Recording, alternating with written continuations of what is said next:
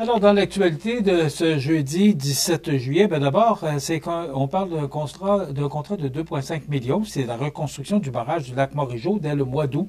Alors, ça va commencer le 4 août prochain. Ça fait 75 ans que ce barrage-là est construit. Mais là, on dit qu'il a besoin de beaucoup d'amour. Alors, c'est quand même un gros projet. Mais c'est l'alimentation de l'eau potable là, pour notre ville. Donc, c'est quand même très important comme travaux.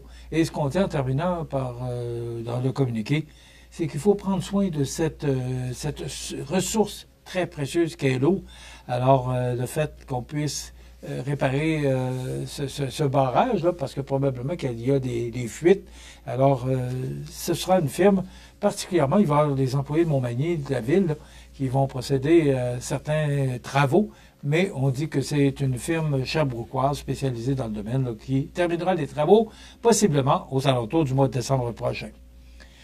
Mangeur local, deux fermes qui ouvrent leurs portes pour faire découvrir l'agriculture d'ici, c'est tout simplement chaque année, au mois de septembre, des fermes qui ouvrent leurs portes pour montrer que les producteurs et productrices montrent à la population là, l'importance de ces gens chez nous. C'est ce qu'on a dans notre assiette à tous les jours, 3 repas par jour, mais c'est grâce à eux. Et on veut montrer les nouveaux procédés de la ferme qui se sont grandement améliorés avec l'informatisation là, et la robotisation des fermes d'aujourd'hui. Donc, deux fermes là, qui vont ouvrir leurs portes au mois de septembre prochain. Desjardins qui soutient la jeunesse, 1 500 $ qui remet à la Fondation Richelieu-Montmagny. C'est le tournoi de golf qui aura lieu au mois d'août prochain. Plus de 100 légumes en lice pour la 3e édition du concours champêtre de Lillet. C'est qu'on va récompenser les plus beaux légumes. Les tomates, on va y aller avec le poids. Les carottes, on va y aller avec la longueur. Et légumes insolites.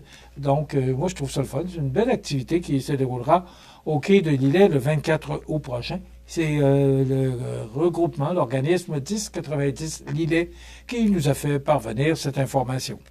Et les Jeux du Québec, la délégation de Chaudière-Appalaches qui est prête à briller à Trois-Rivières. Espérons qu'on aura le plaisir de ressortir avec plusieurs médailles. Bon, d'abord, j'ai regardé, c'est dans le Journal de Québec de hier, mercredi, et ça a attiré mon attention. C'est Mario Dumont qui parle commerçants et professionnels au-dessus de leurs affaires. Il raconte une anecdote qu'un de ses amis sur l'autoroute a reçu un morceau dans son pare-brise, puis a brisé le pare-brise tellement qu'il a dû le faire remorquer. Et il a dit, je ne connaissais pas trop les gens, il dit, ah ouais, là, à tel endroit. Et là, le commerçant dit, non, nous autres, on ne prend pas des comme ça sans rendez-vous, là. Faut qu'ils prennent un rendez-vous. Donc, on ne fait pas ça sans rendez-vous. Il a tout simplement refusé le cas. Et peut-on parler d'une entreprise au-dessus de cette affaire? J'ai trouvé ça bon.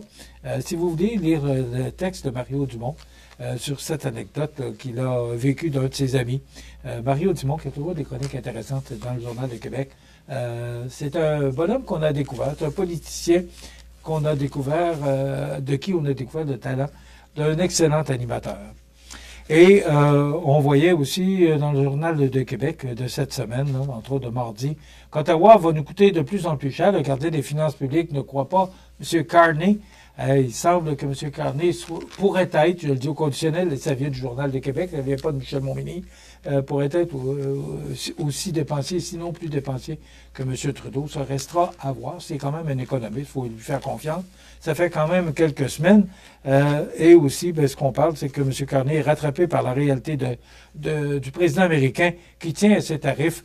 Donc, tout ça doit se conclure la semaine prochaine. On parle du 21 juillet, mais ce sera peut-être plus le 1er août. Mais attendez-vous qu'on ne sauvera pas grand-chose. Demain, on reçoit le maire de l'île aux Grues, Frédéric Poulin, qui sera avec nous. Vous savez que mercredi matin, le NM Grue des Îles a repris ses activités après un mois d'absence à cause d'un bris mécanique. Donc, toutes sortes de difficultés pour les résidents de l'île aux Grues. Son maire viendra nous en parler demain. Je vous rappelle qu'on est en vacances 2 semaines. Nos émissions disparaîtront de vos écrans pour 2 semaines. On sera de retour le 4 août. Dans quelques instants, les avis de décès. Bonne journée. À demain.